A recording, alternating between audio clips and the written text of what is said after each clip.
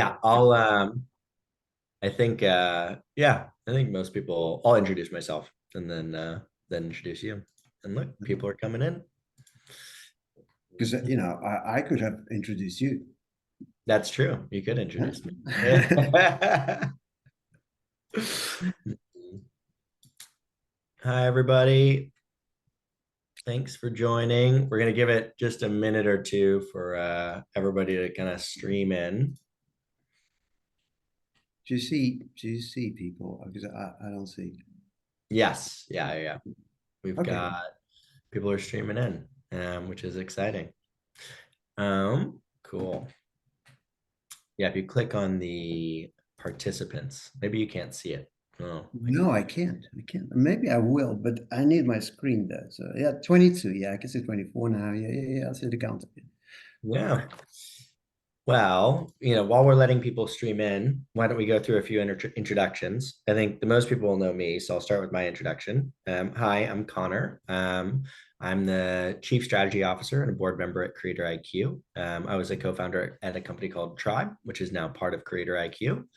And I couldn't be more excited for today. I love this kind of stuff. It's stuff that I geek out on. And I think, and I'm really excited to introduce everyone to Sasha. So Sasha was hey, Sasha. So Sasha's a long-term friend. He was at L'Oreal for 26 years and was their head of digital intelligence, as well as being on the kind of chief digital officer team. He's now a professor of marketing analytics, master's there, and got his degree in mathematics prior to that, and then does consulting with a variety of brands. And also, he's semi-retired, so he spent some time in the Alps as well skiing. And so, Sasha, did you want to say hello? Yeah, hi everybody. I wish I was semi-retired, but no, I'm not, and I'm happy about it. It's a great adventure all the time to Yeah. try to dig into a problem and get something out of it. Yeah. So, well, shall we maybe begin or so? No. So, Yeah, let's begin. I think what we can do, I can just kind of talk to people about kind of how we got here, and then you can dive straight into the data, start talking people through it. So how we got here was, we were looking at the kind of relationship or the overlap between influencers talking about different brands. So how many brands did they talk about? And Sasha had started to produce some really cool charts that I thought were quite interesting, looking at kind of different brands and influencers that talked about these different brands. And then, Sasha really ran with that, ended up building a full tool set out that allowed us to analyze this in a variety of different ways. And I think it led to some very, very interesting insights. And so Sasha's going to take you through that tool. It's still kind of very beta in nature. So this is still very early. The tool functions and everything, but we're still figuring out kind of how to roll this out, how to provide value to all of our different customers. So we're going to start with the insights from the tool first, just to give you guys an idea of what we're learning, what we're observing, and then, kind of go from there. And if you're interested in kind of learning more about it, just shoot us a message, shoot me a message or the team, and we'll try to get you set up as a system is ready to handle kind of more clients. Sasha, you want to go ahead? yeah, let me go through the screen share. Alrighty. Here we go. Right, so you can see my screen by now. Yeah, you should be able to. We good? Yep. So, as you know, Conor said already, we sort of wanted to have a look at the community of creators of each brand through the prism of exclusivity, overlaps, and generally try to understand what does it mean to have a strong community, right? So it's the research in this direction. On the input as data, we just have a list of creators. Okay, we have a list of creators for each brand, and we have EMV against every creator that we have on the list. And so we then try to figure out some basic counts and summations of this list. and build a visual around it. So throughout this report, we only look at two things. We look at how many people and how much value they've created. Okay, a head count and the output of that head count. Okay, these are the two metrics that we're always going to see. The data set is 100 brands, 10 brands in 10 different categories, very wide range of categories, but just keep that in mind. We're not talking about the totality of the market. We really talk about samples, and we have 10 of them. So they're going to shed a light on something, but bear in mind it's a limited data. So in order to observe it, we have this Explorer, and it's built out of 3 main visuals. So the first one is a scatter, and it basically just where the brands stand on the size of the community and on the EMV. So to the right, the biggest communities, higher up, biggest EMV. Well, we're going to go through this kind of visuals and the example of cosmetics. So you can see, for example, rare beauty being a leader here. Okay, I display this value as a share of total, so as a percentage of total, and this gives me a possibility to make it completely symmetrical. And so you can see people above the line and below the line. If you're above the line, that means you get more ENV with less creators. Okay, so you are actually more productive with each and every creator. So it's just an additional visual clue.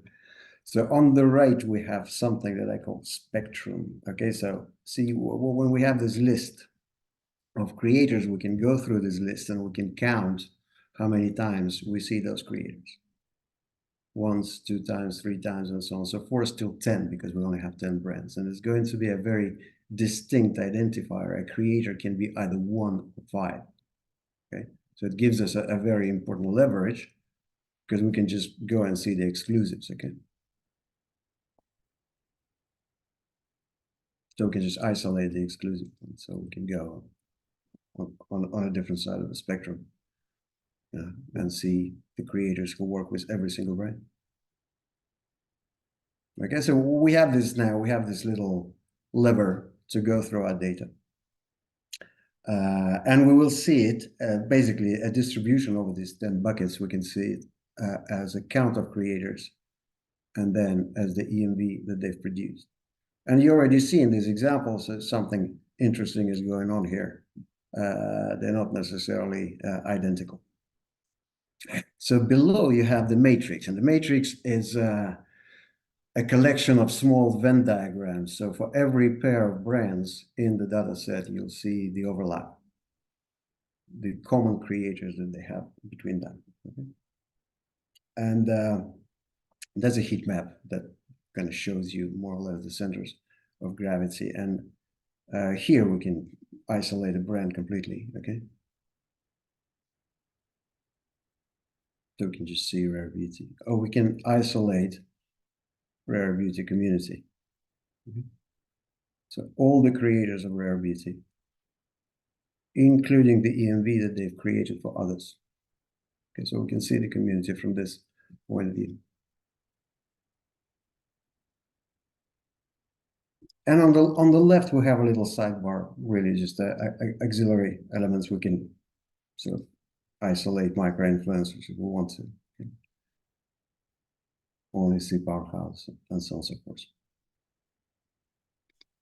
Okay, so this is basically by having this explorer, the data is mine now. Okay, I have all the levers to go through it and slice it any way I want, and I only need to click. So the cost of this experiment is very low. I can click as many times as I want. So now when we more or less understand the dashboard, you'll get used to it in a couple of minutes, because we're going to start clicking.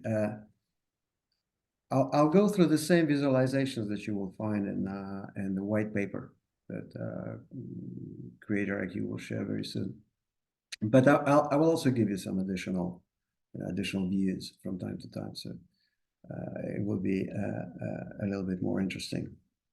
So in the white paper, we're actually focused on differences between categories and the idea whether exclusivity is important or not. And a good place to start is always from the outlier. So let's see the outlier. Let's go to NFL. I mean, Conor could speak about NFL a lot more than I can because I know nothing about this game. But I heard stuff. You should know the NFL. But I don't know much. And so here you see, there's a lot of creators here, but all the EMV is actually made of that. You know. So for this category, the answer is very clear. The exclusivity doesn't matter at all. There is nothing to find over here. If you want to be successful, you will have to fight in this bucket. You know, you'll have to find your top of mind. You have to find your share of voice there. So, and just to highlight what those numbers are very specifically, what that's telling us is there are 300 influencers that have talked about all 10 NFL teams. And those influencers have produced over $1 billion in EMV out of a total of $2 billion. So there are just 300 people that are producing more than half of all the coverage, whereas there are 11,000 influencers that only talked about one brand, right? One team each. And those people only produced 100 million, right? So the productivity of this group is dramatically higher, right? And so this group of people is significantly more important overall. So sorry, keep going, Sasha. Yeah, it's okay. And I just want, we can also, anytime we can go and see who these people are. So, we start from the list. We always have a list behind. This tool is as much as a visualizer as it is an extractor of information that we can get at the end. So you'd probably say, look, in NFL, it's a competitive sport. It's really hard to imagine somebody talking just about one team, right? Kind of strange scenario because they play against each other. So at least there's a second one. But as you've seen in cosmetics, it's actually very similar. Let's get back to cosmetics. Because cosmetics is a very important category because it's a very historically important one. It's been there since the beginning of social, right? It's one of the first big pools of creators on the web. Many of them are pretty well established. Many of them has been there for a long time. So as you can see here, the biggest part of EMV is on the right side. I will actually start sometimes saying right-hand side, left-hand side category because of the spectrum. So this one is a very right-sided. And here, I just want to do something about rare beauty. So you see it's, of course, a leader.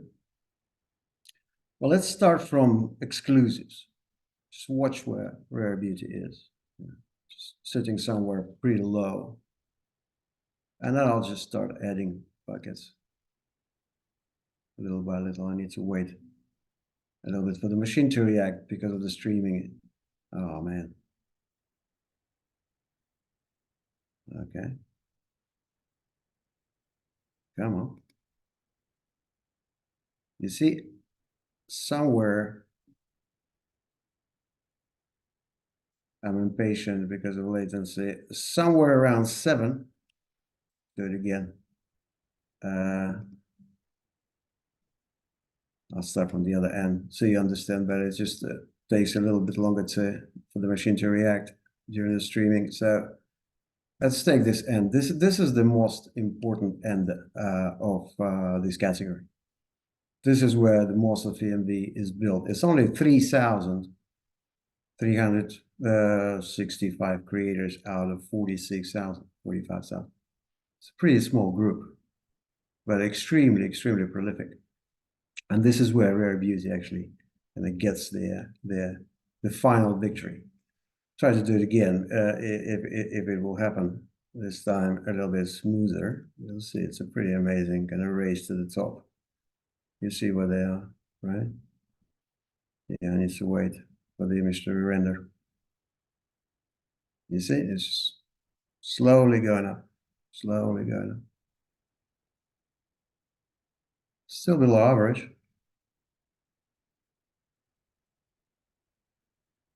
Okay, now it's going to start climbing. On the 7, it will get to Charlotte Silver. Okay, and now,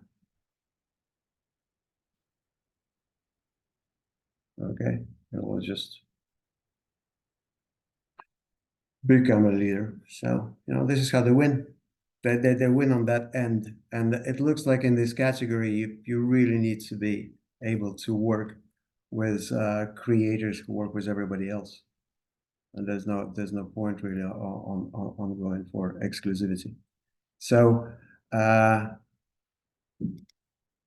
you'd think it's probably the same in every beauty category, but it's not. If we take hair care, you'll see it's very left-handed, right? So there's a lot of E&B on the left. And we will try here to understand a little bit better K18, okay? And so what we're going to do, we're going to select this. Start with exclusive. You see how much ahead of Olaplex they are? And it's a very new, obviously, category. It's a smaller category. You still need to bring people in. Look at that. So this is where K18 actually builds the advantage over everybody. And clearly, if you're in hair care, you'd need to find new creators, recruit them as fast as you can, faster than anybody else. So it's a very different profile of the category. Fragrance will be even more. Fragrance is actually the smallest category that we see here, about 299, 300 million. Okay, let's say. Here it's even more dramatic because you see the competition. Dior, obviously very iconic, well-known fragrance brand, but then just behind you have Dossier, which is a very different business model. So it's kind of inspired by sort of perfumes, but it's well ahead of many famous brands. So let's just try to see what happens there. So we just go to straight to exclusives, right? Let's see what's happening. Oh, here you go. This is how Dossier managed to get into the game by constantly bringing new exclusive people. So just think about new. It's gonna be on big. Oh no, look, Dior is actually interesting. But one thing is interesting about our friends in Dossier, okay, is that let's just go back to exclusives and we can just separate them and see what it tells us.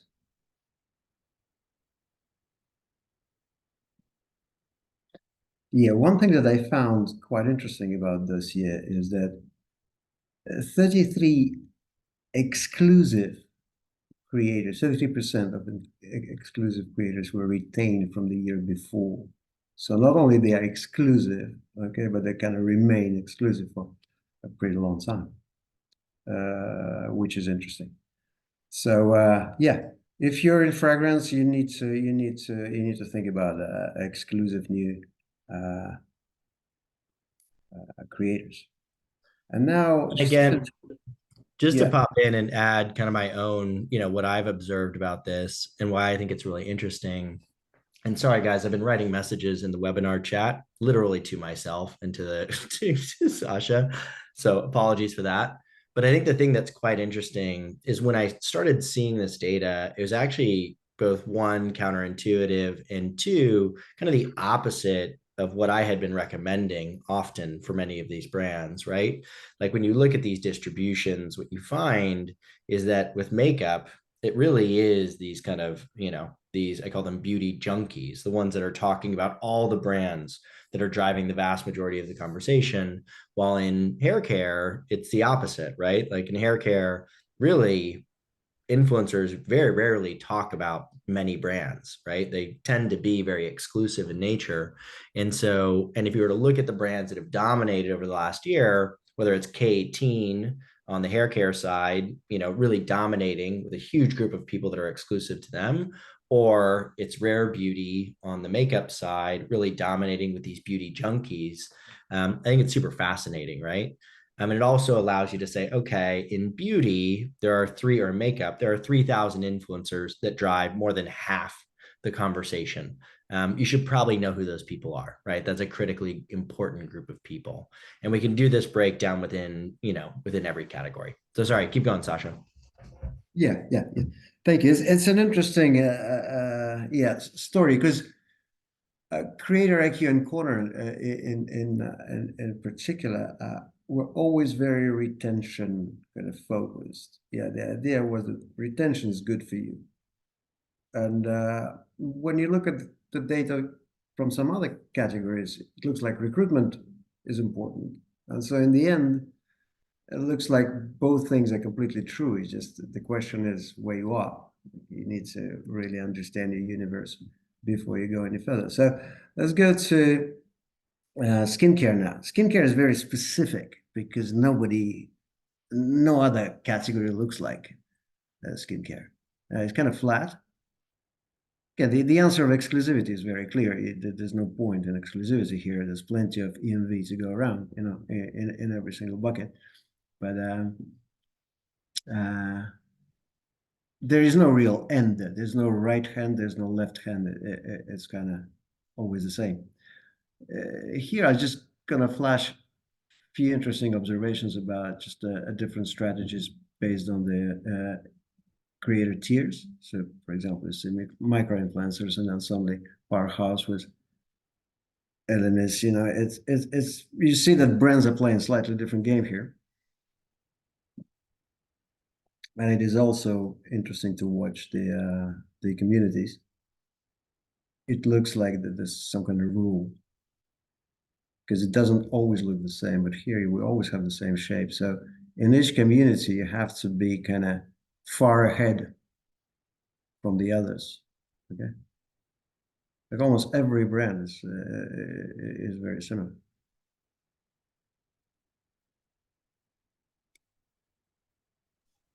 And again, I think what I found fascinating, kind of looking at it more holistically, was skincare was kind of halfway between makeup and hair care in terms of how exclusive versus how, junky the kind of category is. Also, I had a couple of questions that people asked. Just want to make sure that people saw them. One was, what are the categories that this is currently available in? I believe we have streaming, sports, beauty, fashion, food, alcohol, non-alcoholic beverage, maybe some others that I'm forgetting off the top of my head, adding more categories as we go. And there's also a question about, is this available in CreatorIQ right now? Not yet, still experimental, kind of new data and research. Based on the feedback that we get from you guys and the insights, we're going to try to figure out the best ways to integrate this into the product in a way that makes the most sense. And our team can also do a live session with you, where we look more deeply at your category as well and try to export some specific lists. So something else that we can do. But again, it is right now limited to the top 10 brands in any category. So that's the primary limiting factor. We'll add more brands as we go, but that is what's available today. Yeah, I'll give you an example from each category that we have. We only have 10, but we have real big data set of 10 categories. Depends on how you look at that. But Let's just get maybe away from beauty, and I'm going to show you the quick service restaurants, something that we can relate to. Okay, so you can see it's a very interesting shape of the category, because you have two leaders, McDonald's and Starbucks, and they're basically on the same level. Okay, but already from the scatter, you see that they're sitting on two sides of the line, so you can figure out they're probably doing something differently. And they do really, because if you look at the let's just do the same as we did with Rare Beauty. Look at Starbucks now. Okay, Starbucks is a leader on exclusive. Okay, and McDonald's obviously. Well, let me do this 3 bits. Okay, Starbucks is still the leader, but if I go from the other end, it'll be McDonald's.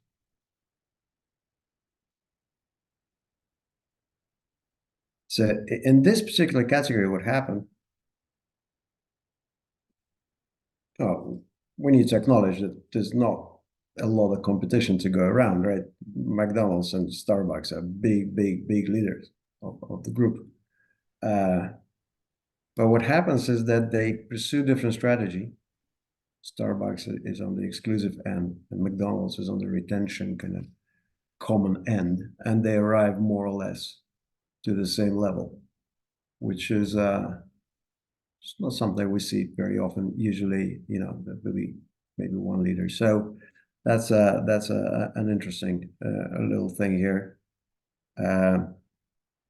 Let's see how they do. Let's see how they do on their overlap. Let's see who wins. McDonald's, 55% market share on the overlap. We can all see that. Okay, so let's then move to maybe something similar in terms of. And again, one other thing I'll say, Sasha, you kind of highlighted it before, but could you show people really quickly, like, let's say we wanted to find in this segment, right? You've got 300 influencers that are tagging all the brands, right? The top end of that segment. Can you show them what an export would look like, just so that they have visibility? Yeah, let me just move my window around. In the end, you'll have a list like this. So you will have just a list of influencers. Yeah. So these are the 100 influencers that tagged all 10 brands out of the top 10, and again, produced an enormous amount of coverage. And this is also a group that McDonald's just completely dominates, while Starbucks dominates the opposite end of the spectrum. Yeah, so whatever we filter here, we can then see as a list. Whatever happens on screen, we have a list behind. Okay. So let's go to streaming. Actually, streaming is super interesting because it's, first of all, it's huge. It's a huge category, which I didn't expect, but where are you? There you are. And it's kind of similar to the restaurants, because you still have these two leaders that there's a gap between them, but it's kind of a little bit of pivoted picture. And the spectrum actually looks the same. It's kind of subtle shape as well. But this bit is much smaller. And you will see that Netflix is doing really great here. Like really great. But not enough. Just not enough EMV to go around here. But in these 3 categories, Spotify is going to take it by a big margin. So we can say, actually, in both of these categories, exclusivity is kind of important. So in the previous example, Starbucks managed to almost touch McDonald's by pursuing an exclusive strategy. And here, certainly Spotify is a big leader of the category. So we look at the drinks. We don't have alcohol. We didn't do the alcohol we wanted to. I really want to see my Jack Daniels, but no. didn't happen. But we do have non-alcoholic beverages, and here it's pretty kind of linear kind of thing. The most linear category we've seen. Everything drops at the same pace, so it really is about exclusivity. Quite a lot of powerhouse as well. If you look at the breakdown, it's a very powerhouse infested category, and I was curious about Prime and look at powerhouse. Look, they're well in the group there. So, and if you look at exclusives, let's go that exclusive powerhouse. Yeah. And again, I think this ultimately should have significant impacts on like the strategy that you take in terms of, how you build these relationships, maintain these relationships, and think about them. In the case of this category, people that talk about Red Bull basically only talk about Red Bull, right? Like that's really what they're dedicated to. I think that's consistent with my observations just in terms of the content and what you see. It's like you'll see Theo Vaughn, right? He always has Celsius like on his desk. He doesn't have a bunch of different brands, and so he's not experimenting a ton. People tend to be really loyal and tend to like find one they like and then stick with it, both in terms of partnership and in terms of what they actually consume as a user customer. Yeah, it's hard to imagine like a professional non-alcoholic beverage reviewer job. It doesn't really exist, right? So it really is very personal. But here, let's just, I wanted to see Pepsi versus Coke because it's kind of old rivalry, okay? So you see, this is the community of Pepsi, and you see how Coca-Cola is not too far from Pepsi within the community of Pepsi. And I'll look at Coca-Cola. Bye-bye. Yeah. So far away. Yeah. This is, I think this distance is maybe as close as you can get to an idea of a strength of the community. That's what I think, when I look at these numbers. So those are the drinks. So we can kind of play around that. And in the end, we're going to speak about the fashion industry. So we'll start with just an apparel. And fashion over here is just a star, okay? There's nobody really close to it. And you can see it's very heavy on the right-hand side. Okay, so here I can just say Fashion Nova will be probably number one across the entire spectrum. But this is where they make their mark. They really are bringing a lot of people in. Let's see about India. What happens there? Hey,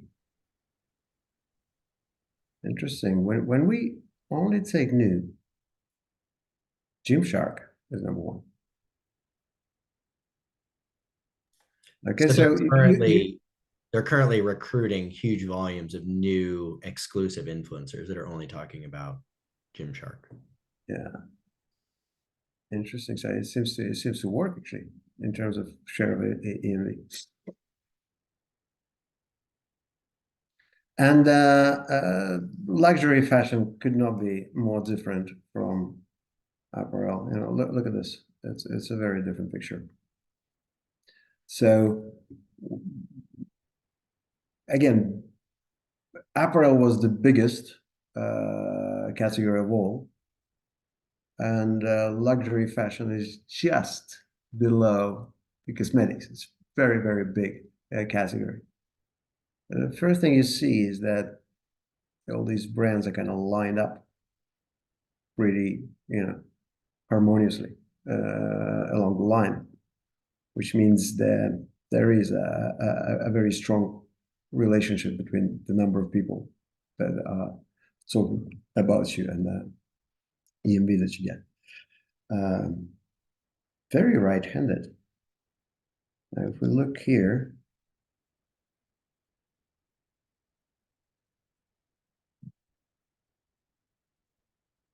but here basically Chanel always wins. Chanel always wins. Here, what I like to do is I kind of like to see the overlaps. So let's start with Gucci, for example. Let's see if Gucci wins against Hermes. Within, yes, it does, yeah. And then Gucci against Yves Saint Laurent, and so on and so forth. So we can see on the overlap, like on this number of people that work for both brands. Let's see who gets more.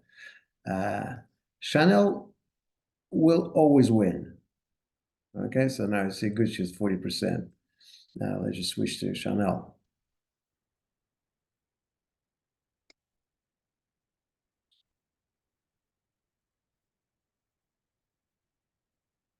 Okay, and so you can see this intersects very easy. And again, there's a list of people behind it who work for both brands, and you know, we can easily figure out who they are, and maybe, you know, just give them a call. But it is a fascinating industry where, again, these guys, the biggest group, look, they're only 592. And if you take the powerhouse, there's 113. So it really is a tiny, tiny group. Look at that. Can we look at who those people are? Can you show the Oh, yeah, experts? they're going to be traditional publishers most of the time in this case, but not only. I mean, I see a lot of individuals in there. Paris Yeah, yeah. Hilton, Brian Boy, Jackie Ina. Yeah, but if you just take Vogue, you know, Mm-hmm. Yeah. let's just you know what we're gonna do? We're going to unclick Powerhouse. We don't want Powerhouse.